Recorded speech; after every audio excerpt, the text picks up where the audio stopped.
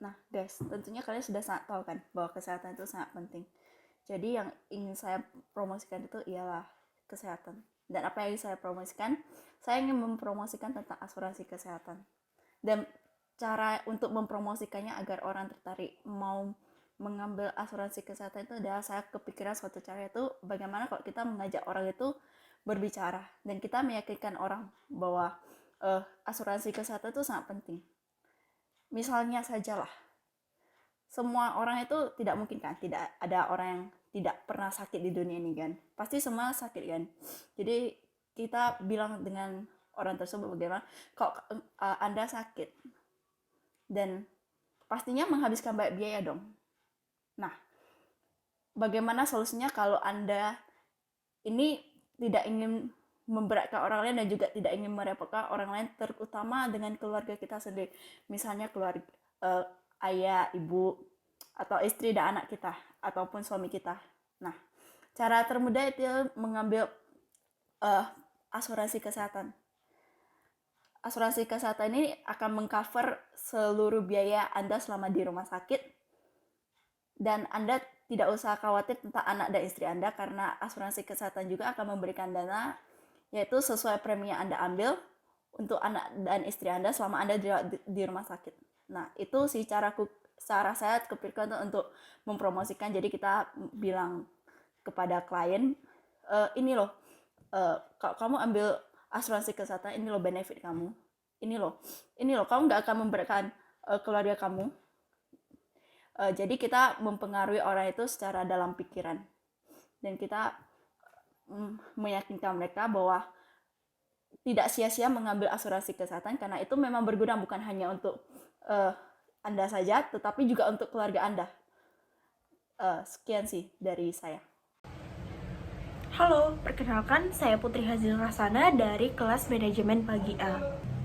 Sebelum masuk ke topik yang akan aku bahas, di sini pasti banyak dari teman-teman yang ngerasa pelayanan pemerintahan sekarang kurang maksimal. Jadi, di sini saya akan memberi masukan gimana sih cara membangun pelayanan publik yang efektif, efisien, dan akuntabel. Memang, dalam menciptakan pelayanan yang efektif bukanlah suatu hal yang mudah. Tidak sedikit kendala dan faktor lain yang mengakibatkan pelayanan publik yang diselenggarakan pemerintah masih kurang dan cenderung tidak dilaksanakan dengan sepenuh hati. Masih banyak sekali kita temui keluhan-keluhan dari stakeholder dan media massa yang menilai bahwa pelayanan pemerintah belum cukup maksimal. Salah satu contoh nih, banyak sekali di Indonesia ini penerima bansos malah kebanyakan orang yang memang mampu.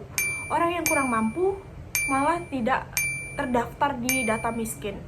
Nah, di sini saya memiliki beberapa cara dalam menerapkan pelayanan pemerintah yang maksimal.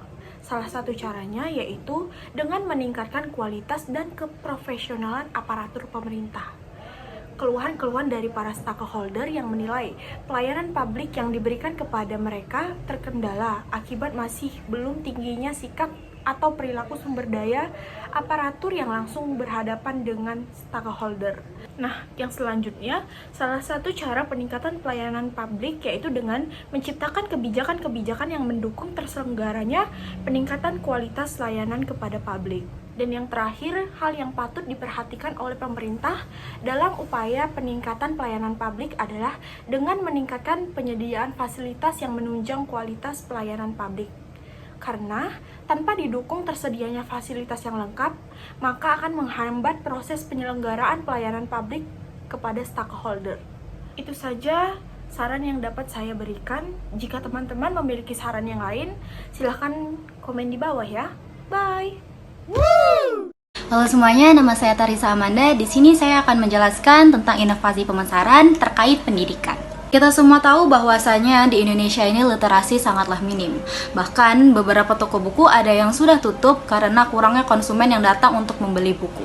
Apalagi harga buku di zaman sekarang ini tidaklah murah. Mungkin ada yang terjangkau dan ada yang tidak terjangkau. Oleh sebab itu, alternatif yang kita butuhkan di zaman sekarang ini adalah melalui handphone.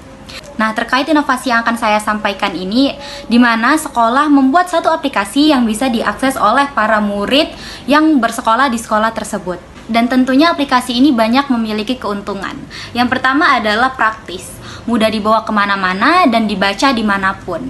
Nah, aplikasi yang dibuat ini jika kita bayangkan itu terlihat seperti e-book. Tapi bedanya aplikasi yang dibuat sekolah ini dengan e-book adalah aplikasi ini tersedia secara gratis.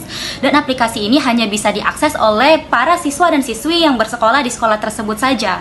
Aplikasinya yang gratis memudahkan siswa dan siswi yang tidak bisa membeli buku agar tetap bisa membaca dan belajar dan membuka-buka buku digital tersebut di rumah ataupun mau dimanapun mereka berada. Ini semua bisa meningkatkan ilmu pengetahuan dan cara kita untuk literasi, walaupun tidak melalui media buku. Lalu bagaimana pendapat kalian tentang inovasi yang saya cetuskan ini? Halo guys, saya Dinda Ayu Anissa. Di sini inovasi yang saya ambil yaitu dari buah kesemek. Yang sekarang kita tahu bahwasannya buah kesemek itu sekarang sudah sedikit langka.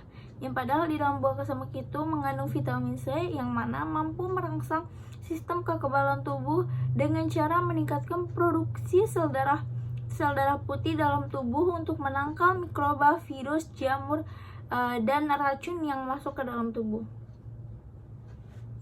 Di buah kesemek ini juga dia mengandung fisetin yang sangat bermanfaat untuk otak, dan di buah kesemek ini juga dia mempunyai sifat anti radang yang bisa menurunkan risiko penyakit kronis seperti diabetes, dan di buah kesemek ini juga dia bisa mencegah penyakit kanker.